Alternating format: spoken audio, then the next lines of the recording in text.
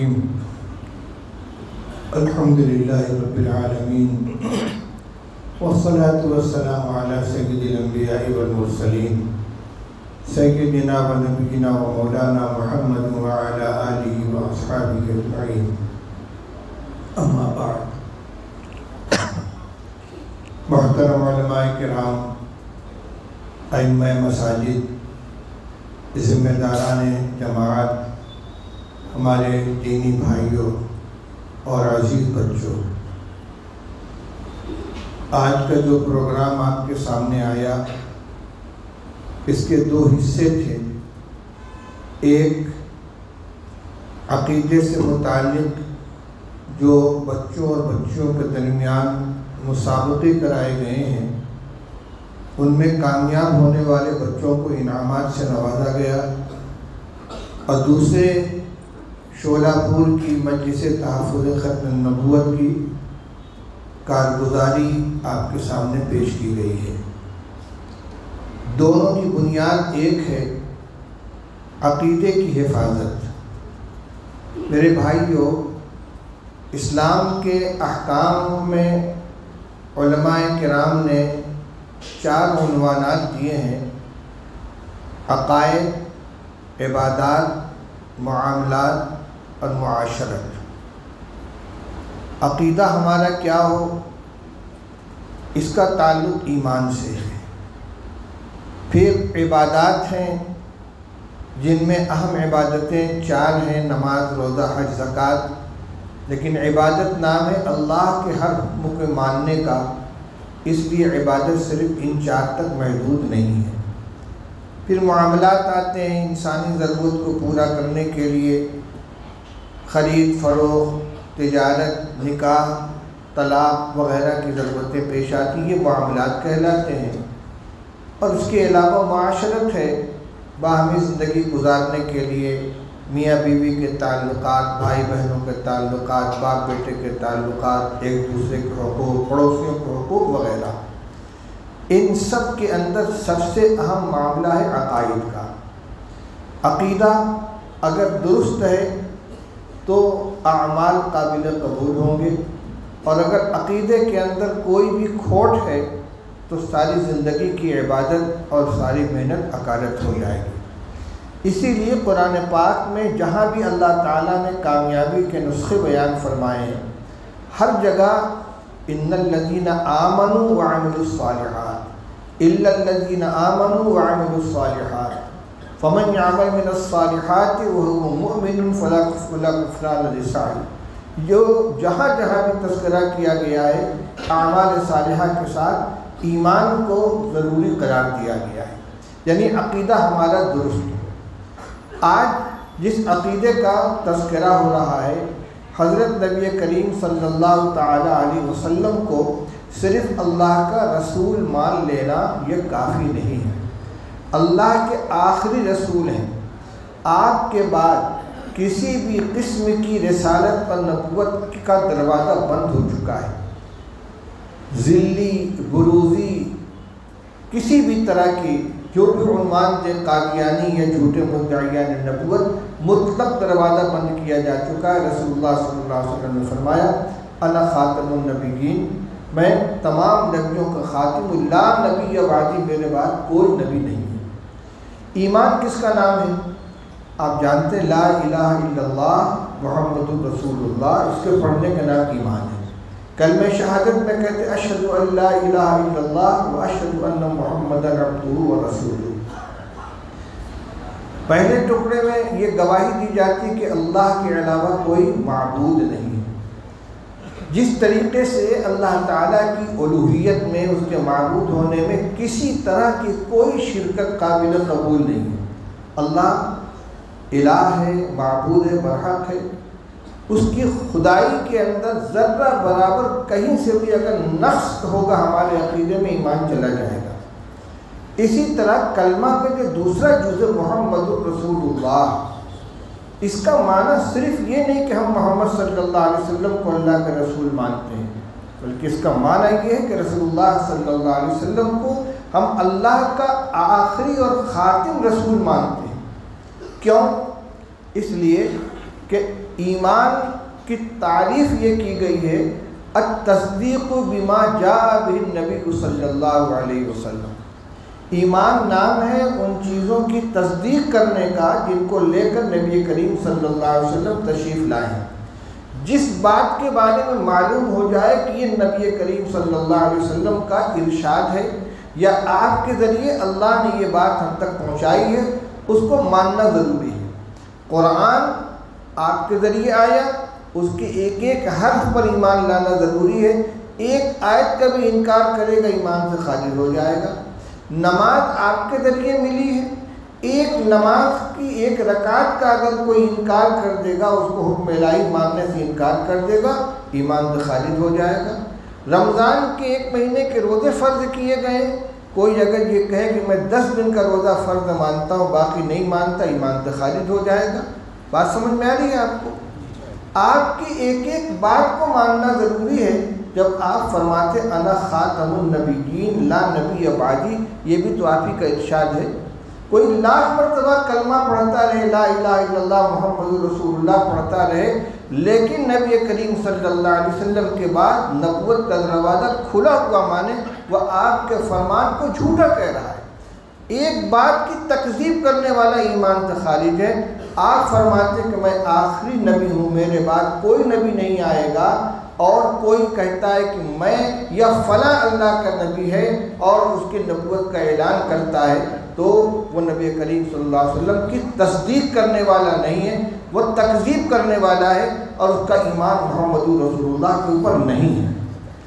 یہ ہے حقیقت آپ صلی اللہ علیہ وسلم کے خاتم النبیین ماننے کی.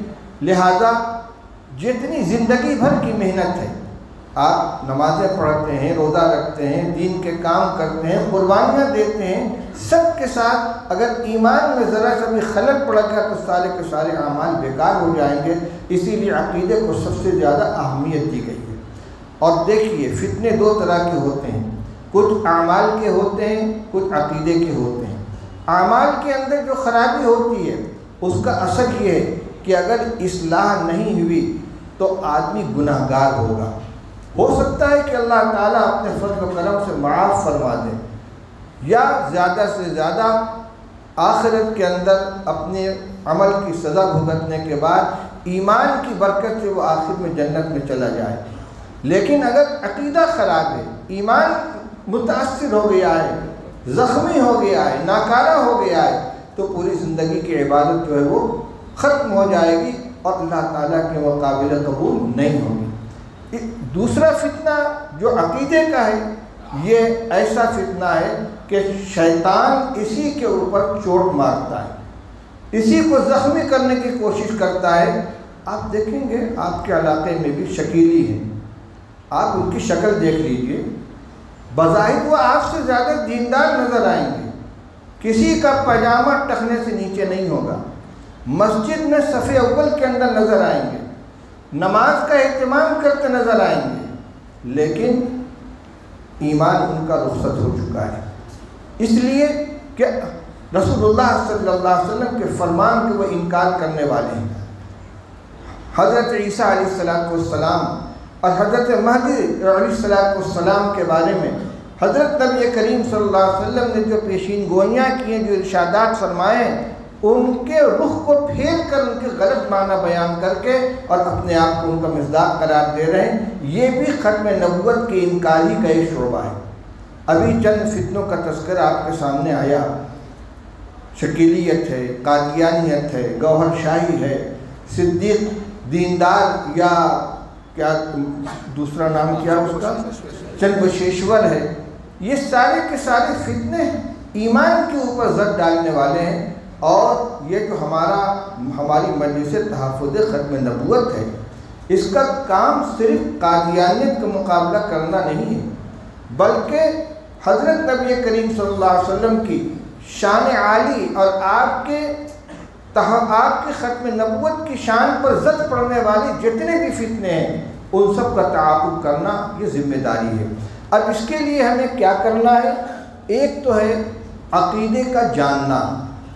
جو بڑے ہیں ان کے لیے کتابوں کا مطالعہ، علماء کرام سے ربط، لیکن جو ہمارے نونہاد بچے ہیں ان کے لیے واسطے یہ جس کتاب کو بنیاد بنا کر ان بچوں کی تیاری کرائی گئی ہے عقیدے سے متعلق، یہ تمام مکاتب کے اندر داخل ہوں، بچوں کو پڑھایا جائے، گھروں کے اندر ان کی تعلیم کی جائے۔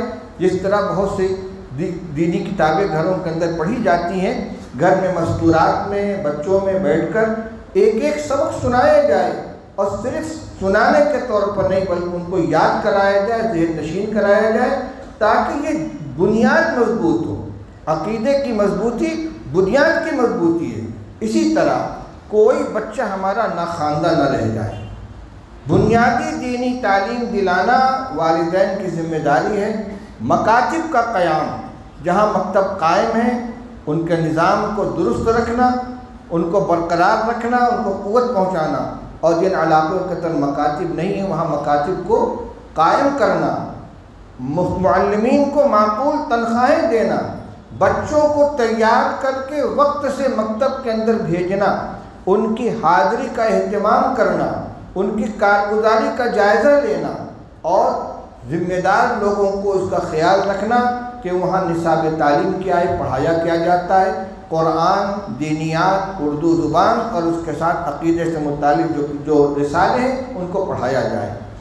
اپنے علاقے میں بھی محنت کرنی ہے۔ اطراف میں جہاں قادیانی گھسے ہوئے ہیں، ان کے پنڈت مسجدوں پر قبضہ کیے ہوئے وہ مکاتب قائم کیے جا رہے ہیں، بہت اہم کام ہے۔ لیکن اس کے ساتھ ساتھ اپنے شہر میں قرب و جوار کے علاقے میں ان کی طرف سے غافل نہ ہوں، تو مکاتب کے اوپر بھی توجہ ہونی چاہیے اور بچوں کو دینی تعلیم دلانے کا اہتمام کرنا چاہیے۔ آج تحفظ ختم نبوت، مجلس تحفظ ختم نبوت کی کے لیے دفتر کا جو قیام ہوا ہے، کام تو بہت پہلے سے ہو رہا ہے لیکن مستقل اس کا دفتر نہیں تھا۔ شولہ پور کے علماء کرام، ائمہ اور تجار کرام کی محنت اور ان کے شوق اور جذبے کو سلام ہے کہ انہوں نے ایک وسیع اراضی خرید کر اور اپنے علاقے کے چندے سے، کوئی باہر سے کوئی چندہ نہیں لے رہے ہیں، بڑی ہمت کے ساتھ لوگوں نے اس میں حصہ لیا ہے۔ علماء نے بھی اور حفاظ نے بھی بڑھ چڑھ کر حصہ لیا ہے۔ لاکھ روپے کا بھی چندہ آیا ہے، 50-50 ہزار کے بہت سے چندے آئے، 25,000 کے چندے ہیں۔ اللہ نے مال دیا ہے، مال آئے گا اور جائے گا، اسے کوئی روک نہیں سکتا، مال تو جانے والی چیز ہے۔ اس کی اصل حفاظت یہ ہے کہ اس کو صحیح کام کے اندر لگا دیا جائے۔ یہ ایک بہت بڑا کام ہوا ہے، اللہ تعالیٰ اس کام کی تکمیل فرمائے۔ مسجد خاتم النبیین کی اور اسی طریقے سے دفتر مجلس تحفظ ختم نبوت کی آج بنیاد رکھی گئی ہے۔ ہم دعا کرتے ہیں اور آپ اس کے اندر بڑھ چڑھ کر حصہ لیں کہ آخری مرحلے تک کہیں بھی اس کے اندر رکاوٹ نہیں پڑنی چاہیے۔ ہر آدمی اپنی سعادت سمجھ کر اس کے اندر حصہ لے۔ ایک بات اور کہنی تھی، آپ حضرات دور دراز سے بھی تشریف لائے، مقامی بھی ہیں۔ عموماً یہ ہوتا ہے کہ اجتماعات کے موقع پر لوگ بڑے جوش و جذبے کا اظہار کرتے ہیں، لیکن وقت گزرنے کے ساتھ ساتھ معاملہ ٹھنڈا ہو جاتا ہے۔ ابھی آپ نے رودات سنی، 2004 میں غالباً پہلی مرتبہ مجلس کی بنیاد پڑی تھی، بہت بڑا اجتماع بھی ہوا تھا، کام بھی ہوا تھا، لیکن بیچ میں تھوڑی سی سستی ہو جانے کی بنا پر جن علاقوں سے قادیانی پنڈت ہٹائے گئے تھے وہاں وہ دوبارہ آ گئے۔ اس لیے کام میں تسلسل رہنا چاہیے، جائزہ لیتے رہنا چاہیے، اور اپنے جو علماء کرام کام کر رہے ہیں، جو ذمہ داران کام کر رہے ہیں، ان سے رابطہ کر کے اپنی جیسی بھی خدمت ہو سکے اسے پیش کرنا چاہیے، عملی، اخلاقی، مالی، ہر طرح سے اس کے اندر حصہ لیں۔ یہ اپنی سعادت کی بات ہے۔ خدا نخواستہ میدان محشر میں اگر آقا نامدار صلی اللہ علیہ وسلم کی طرف سے ہم سے یہ سوال ہو گیا کہ ہمارے تاج ختم نبوت پر ڈاکہ ڈالا جا رہا تھا، تم نے اس کو بچانے کے لیے کیا خدمت کی، ہمارے پاس کچھ جواب ہونا چاہیے۔ اللہ نے ہمیں جو استطاعت عطا فرمائی اس کو ہم استعمال کریں اپنے ایمان کی حفاظت کے لیے اور آقا صلی اللہ علیہ وسلم کی غلامی کا حق ادا کرنے کے لیے۔ بس میں زیادہ دیر گفتگو نہیں کر پاؤں گا، وقت تنگ ہے۔ میں آپ حضرات کو اس کارگزاری کو مبارکباد دیتا ہوں اور مولانا عبدالرحیم صاحب، ان کے رفقا اور یہاں کے تمام کام کرنے والوں کو مبارکباد دیتا ہوں اور ان کے لیے دعا کرتا ہوں کہ اللہ تعالیٰ ان کے قوت بازو میں اور اضافہ فرمائے، ہمت عطا فرمائے اور آپس کے اندر اسی طریقے سے اتحاد و اتفاق کو باقی رکھے، ایک دوسرے کے معاون بنائیں۔ ایک کام کو نقصان پہنچانے کی ایک شکل یہ بھی ہوتی ہے کہ کالی بھیڑیں درمیان میں داخل ہو جاتی ہیں، بدگمانیاں پیدا کی جاتی ہیں، شکایتیں پیدا کی جاتی ہیں۔ مولانا شاہ عالم صاحب نے ابھی آپ کے سامنے یہ بات رکھی ہے کہ خدا نخواستہ اگر کسی طرح کا شبہ پیدا ہو یا کسی طرح کی شکایت آئے تو آپ اس کو دل کے اندر پکائیں نہیں، براہ راست علماء سے رابطہ کریں، ذمہ داروں سے رابطہ کریں اور ان کے سامنے اپنی بات رکھیں تاکہ جو غلط فہمی پیدا ہو اس کا ازالہ ہو جائے۔ اور اگر واقعی وہ شکایت ہے اور اس کی اصلاح کی ضرورت ہے تو آپ کی توجہ دہانی سے اس کی اصلاح ہو جائے۔ بس انہی کلمات میں اپنی بات ختم کرتا ہوں۔ اللہ تعالی ہم سب کو عمل کی توفیق عطا فرمائے۔ وآخر دعوانا الحمدللہ رب العالمین۔